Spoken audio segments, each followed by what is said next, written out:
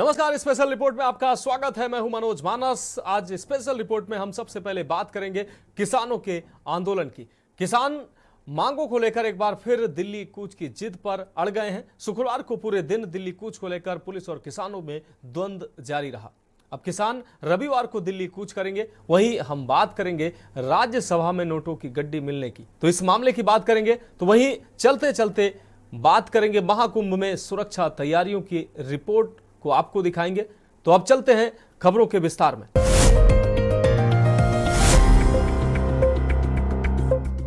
तो special report में पहली अहम रिपोर्ट की बात करते हैं। पंजाब के किसान अपनी मांगों के लिए फरवरी से शंभू बॉर्डर पर मोर्चा लगाकर बैठे हैं।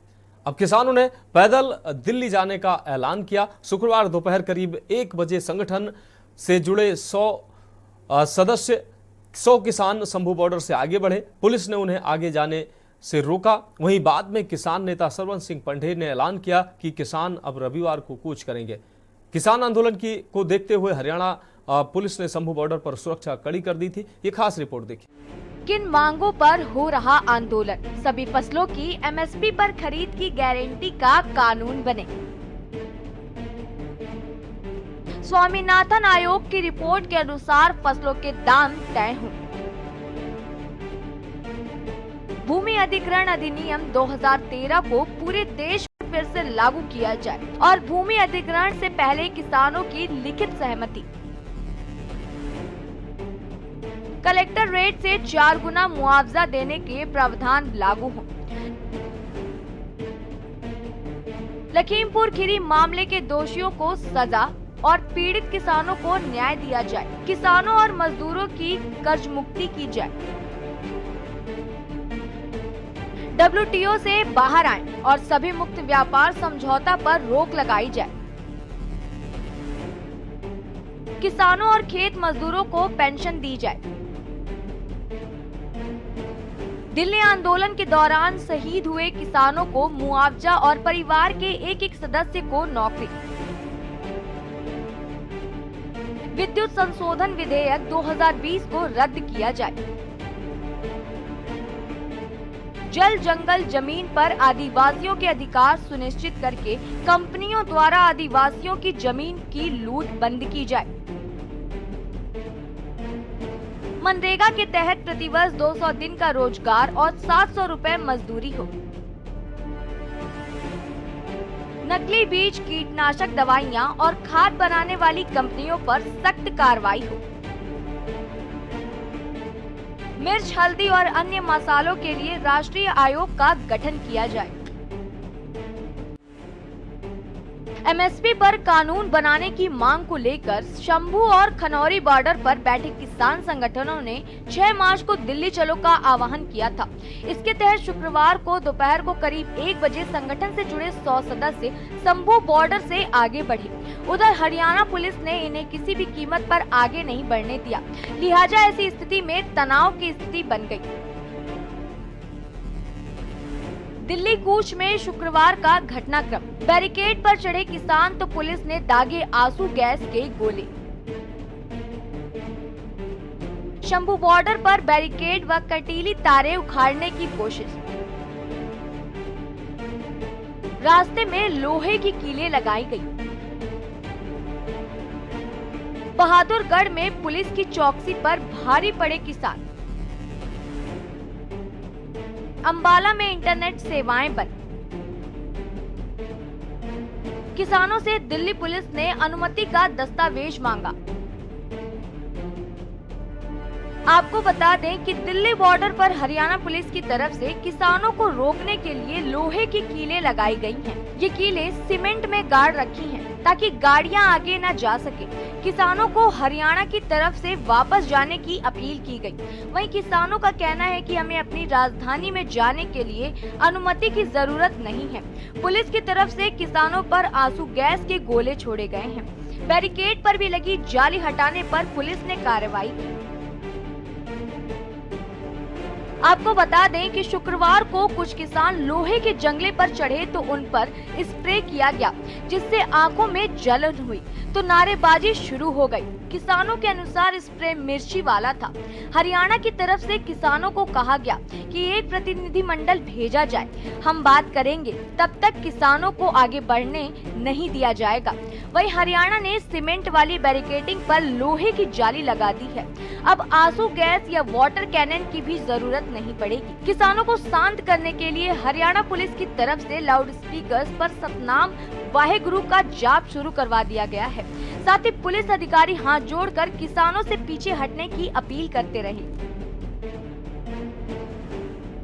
देखिए अभी 5-6 की खबरें इस तरह का। देखिए ये सब दिखा दीजिए। ठीक है, ये सब हो रहा है। क्या कहेंगे सर?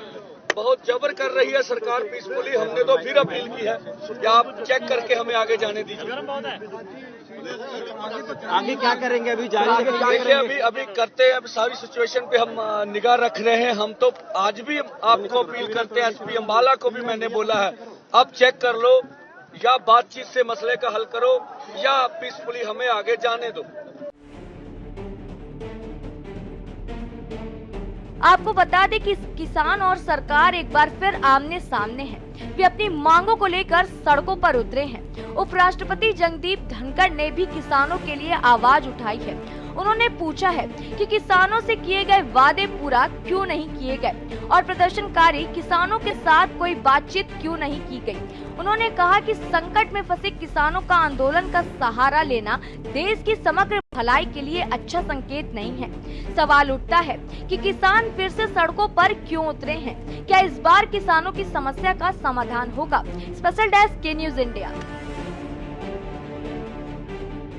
तो स्पेशल रिपोर्ट में अगली अहम रिपोर्ट की बात करते हैं। राज्यसभा में नोटों की गड्डी मिलने के मामले ने अब तूल पकड़ लिया है। आपको बता दें, दरअसल सभापति जगदीप धनखड़ ने जानकारी दी कि गुरुवार को सदन की कार्रवाई स्थगित होने के बाद सुरक्षा अधिकारियों ने बताया कि सीट नंबर 222 से कैश मिला है। ये सीट कांग्रेस सांसद अभिषेक मनु सिंघवी को अलॉट की गई है। इसके बाद मामले ने सियासी तूल पकड़ लिया। ये खास रिपोर्ट देखिए।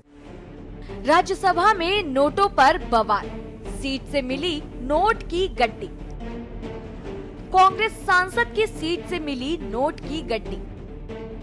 जांच की मांग पर सदन में जमकर हंगामा।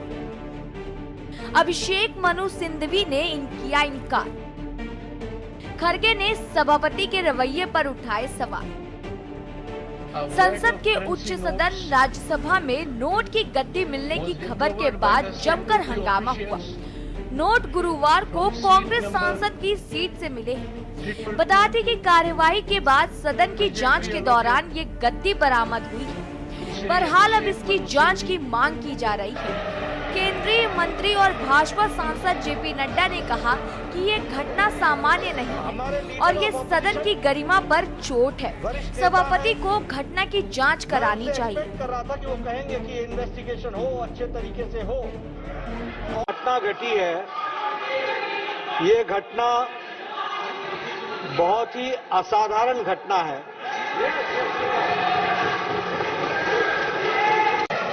और बहुत ही सीरियस नेचर की घटना है।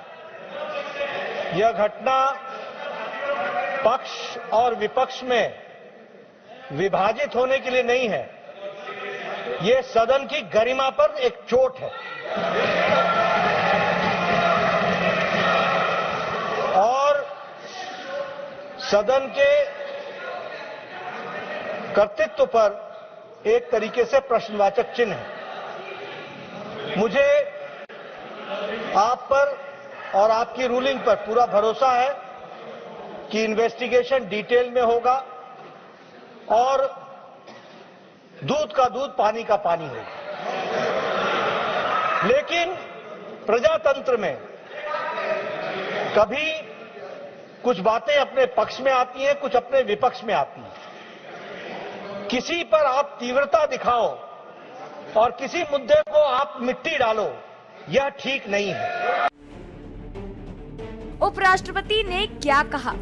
राज्यसभा के सभापति जगदीप धनखड़ ने कहा कि मैं सदस्यों को सूचित करना चाहता हूं कि कल सदन की कार्यवाही स्थगित होने के बाद नियमित जांच पड़ताल के दौरान सुरक्षा अधिकारियों ने सीट संख्या 222 से 500 रुपए के नोटों की एक गड्डी बरामद की।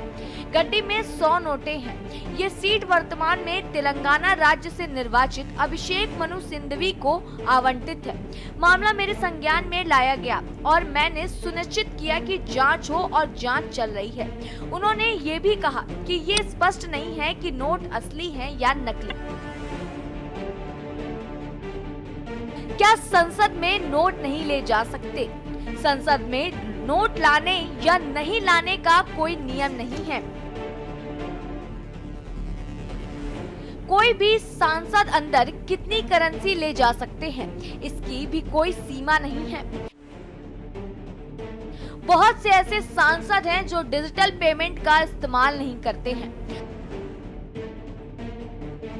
वो संसद के अंदर बैंक की ब्रांच से पैसे निकालते हैं और चैम्बर में ले जाते हैं। आपको बता दें कि राज्यसभा में जैसे ही नोटों की गड्डी मिलने की जानकारी सामने आई, वैसे ही हंगामा शुरू हो गया। कांग्रेस अध्यक्ष मल्लिकार्जुन खड़गे ने सिंघवी का नाम लिए जाने पर आपत्ति जताई। उन्होंने कहा, जब तक मामले की जांच चल रही है और सब कुछ साफ नहीं हो जाता, तब तक आपको सभापति उनका सिंघवी नाम नहीं लेना चाहिए था। खड़गे के आरोपों पर सभापति धनखड़ ने कहा कि उन्होंने सिर्फ ये बताया है कि कैश किसकी सीट पर मिला और ये किससे अलॉट की गई है। I hereby inform that during the routine anti-sabotage check of the chamber after the adjournment of the House yesterday, apparently a wad of currency notes was recovered by the security officials from seat number 222, presently allotted to Shri Abhishek Manu Singhvi, elected from the state of Telangana for the term 2024 to 2026. The matter was brought to my notice and I felt it expedient as per practice and ordainment to ensure that investigation takes place in accordance with law and the same is underway. ये कुछ नहीं है, ये बहानेबाजी हैं। ये जो अदानी पे जवाब देने से बच रही है, अदानी के दलाल बनकर भारतीय जनता पार्टी वाले बैठे हुए हैं, वो इस तरीके का डिस्ट्रप्शन कर रहे हैं। उन्होंने कहा कि कैश पाया गया, बिल्कुल इन्वेस्टिगेशन हो, पर किसी का नाम ले लेना, बताना कि इम्प्लाई करना, कुछ इम्प्लीकेशन करना, आई थिंक ये सरासर गलत है। और जिस तरीके से जेपी नड्डा जी ने कहा कि बड़ा चर्चा का विषय है, इन्वेस्टिगेशन का विषय है, अगर इतना बड़ा इन्वेस्टिगेशन का विषय है, प्लीज सीबीआई को लाइए। और हम मानते हैं एज एन ऑपोजिशन हम तो मांग करेंगे इन्वेस्टिगेशन हो कि पता नहीं हमारी कुर्सी पे क्या क्या रख दिया जाए और फिर हम पे ब्लेम लगा दिया जाए कि हमारी कुर्सी पे पाया गया। कितनी बार होता है हम अपनी कुर्सी पे नहीं बैठे रहते हैं। हम तो इस गुड फेथ से आते हैं कि सीसीटीवी सब कवर कर रहा है, सीसीटीवी जांच रखेगा, ध्यान रखेगा और हमारे लिए काम करेगा। तो सीसीटीवी फुटेज लाए और नाम लेने से पहले अगर ये सारा इन्वेस्टिगेशन हो गया होता तो ज्यादा ठीक। कमीशन खोरी की बात आई है, हम चाहते हैं उसकी चर्चा हो, मणिपुर की चर्चा हो, महंगाई की चर्चा हो, किसानों की चर्चा हो, संभल में जो हो रहा है उसकी चर्चा हो और हर गंभीर मुद्दों से सरकार अपना आंख चुराना चाह रही है। सुनिए, ये जो राज्यसभा सदन की चेयरमैन ने बताया ना, इसलिए ऑथेंटिक इंफॉर्मेशन है, लेकिन मुझे ये लगता है ये सदन का पेरिफेरी में अंदर होना चाहिए। वो चेयरमैन हम सभी का प्रोटेक्टर है, इसलिए इन्वेस्टिगेशन जो उन्होंने अनाउंस कर दिया वो चलना चाहिए। लेकिन इसमें और नंबर और नाम का कोई जरूरत नहीं है। जो भी हो उसमें क्या है, नंबर और नाम का है। सदन का अंदर कुछ मिला, दूसरा को भी डाल सकता है। सीट को क्या फर्क है, कल मेरा सीट का मिलेगा तो क्या। इसलिए मेरे को ये लगता है चेयरमैन जी ने एक गंभीरता मामला के ऊपर बताया, हम चेक करेंगे। लोकसभा में उछाले गए थे नोट। अमेरिका के साथ परमाणु समझौते को लेकर वाम दलों ने यूपीए सरकार से समर्थन वापस ले लिया था। उस समय मनमोहन सिंह प्रधानमंत्री थे। यूपीए ने विश्वास प्रस्ताव पेश किया।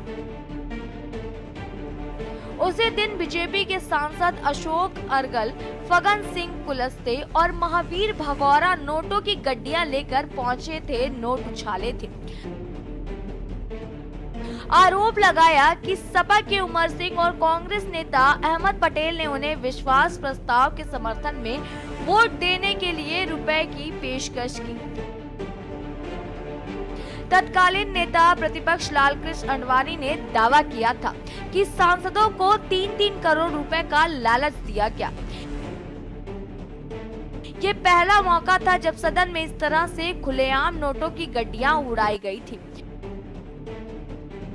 इस घटना पर तत्कालीन लोकसभा अध्यक्ष सोमनाथ चटर्जी की शिकायत पर दिल्ली पुलिस ने केस दर्ज कर लिया था। वहीं ताजा आरोपों से कांग्रेस सांसद अभिषेक मनु सिंघवी ने इनकार किया है। उन्होंने कहा है कि सदन में मिले पैसे उनके नहीं हैं और वे सदन में सिर्फ 500 का नोट लेकर गए थे। पेशे से वकील सिंघवी ने कहा कि अभी तक ऐसा कोई मामला नहीं सुना। मैं जब भी राज्यसभा जाता हूं तो 500 रुपए का नोट साथ लेकर जाता हूं। मैंने इसके बारे में पहली बार सुना। मैं 12:57 बजे सदन में पहुंचा और सदन 1 बजे उठा। फिर मैं 1:30 बजे तक कैंटीन में बैठा और फिर संसद में चला गया। I am quite astonished to even hear about it about 5 minutes ago. I never heard of it. I reached the inside of the house yesterday at 12:57 p.m. In the afternoon. The house rose at 1 p.m. 3 or 4 minutes after I entered the house. From 1 to 1:30 I sat with Mr. Ayodhya Prasad in the canteen in Sangam and had lunch.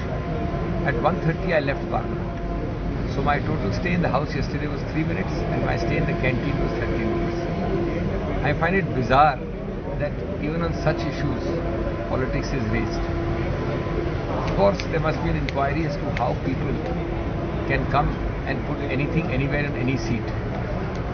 It means that each of us must have a seat.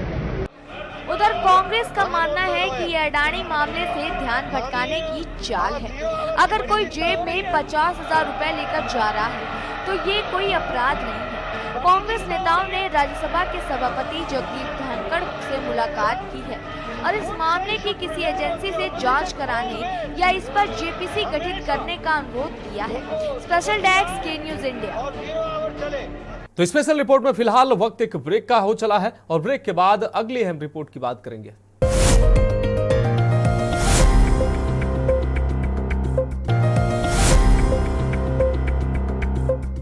तो break के बाद special report में एक बार फिर से आपका स्वागत है। बात करते हैं अगली अहम रिपोर्ट की। तो स्पेशल रिपोर्ट में अगली अहम रिपोर्ट की बात करते हैं। दुनिया के सबसे बड़े धार्मिक आयोजन यानी कि महाकुंभ के दौरान देश विदेश से आने वाले श्रद्धालुओं की सुरक्षा के व्यापक इंतजाम किए जा रहे हैं। मेला पुलिस पूरे मेला परिसर को नो ड्रोन जोन बनाने की तैयारी में है।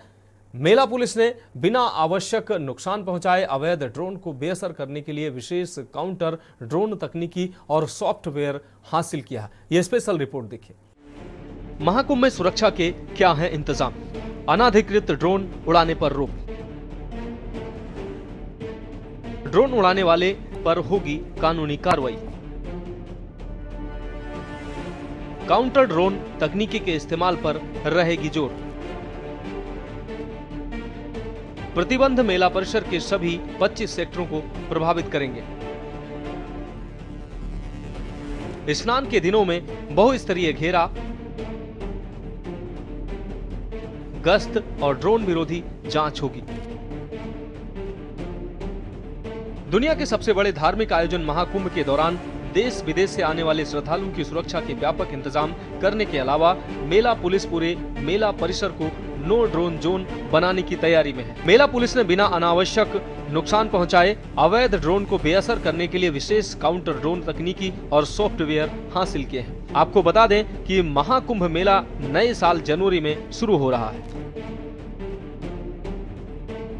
आपको बता दें कि प्रतिबंध मेला परिसर के सभी 25 सेक्टरों को प्रभावित करेंगे। इसके अलावा सुरक्षा उपायों में मुख्य स्नान के दिनों में बहुस्तरीय घेरा, गश्त और ड्रोन विरोधी जांच शामिल होगी और पुलिस सख्त निगरानी बनाए रखने के लिए कुल 20 उन्नत ड्रोन तैनात करेगी। यहाँ पुलिस को निर्देश दिया गया है कि वे मेला क्षेत्र में निजी पार्टियों या फिल्म या वित्त चित्र निर्माताओं आदि को वैध अनुमति के बिना किसी भी मानव रहित हवाई विमान यानी ड्रोन को उड़ाने की अनुमति न दें। ऐसी कोई भी अनुमति यदि दी भी जाती है तो संबंधित पक्ष के पिछले रिकॉर्ड की उचित जांच के बाद ही दी जाएगी। पुलिस को भी ड्रोन का उपयोग करते समय सावधानी बरतने के लिए कहा गया है। जैसा आप जानते हैं, ड्रोन्स की कैपेबिलिटीज़ विभिन्न प्रकार की होती है। छोटे से लेकर बड़ा से बड़ा ड्रोन मिल रहा है, अवेलेबल है इंटरनेशनल मार्केट में, नेशनल मार्केट में। तमाम लोग उसको लाइसेंसेस लेते हैं, परमिशंस लेते हैं। जो हमसे परमिशन लेगा उसी को ही ड्रोन्स को ऑपरेट करने दिया जाएगा मेला क्षेत्र में। अदरवाइज सभी के अगेंस्ट हमारी एंटी ड्रोन टेक्नोलॉजी काम में लाई जाएगी। अब जो मेरे पीछे 2 सिस्टम लगे हुए देख रहे हैं, एक जो सफ़ेद वाला एंटीना देख रहे हैं RF डिटेक्शन है और उसके पीछे लगा हुआ एक रडार है।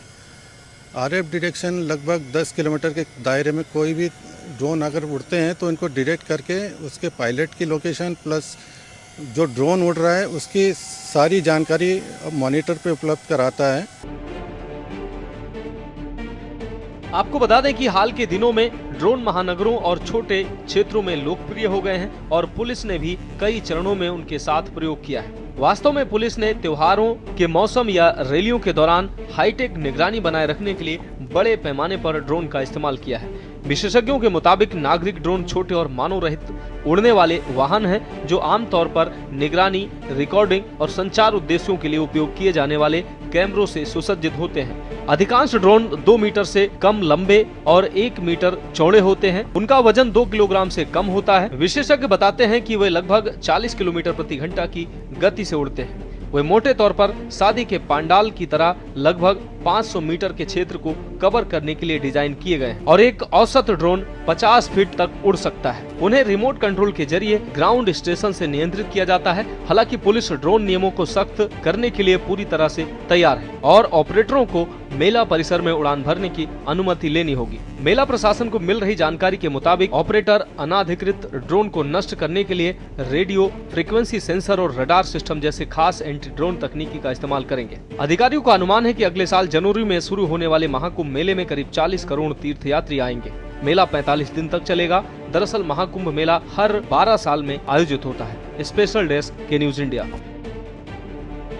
स्पेशल रिपोर्ट में आज के लिए मेरे साथ इतना ही। मुझे दीजिए इजाजत और आप देखते रहिए के न्यूज इंडिया।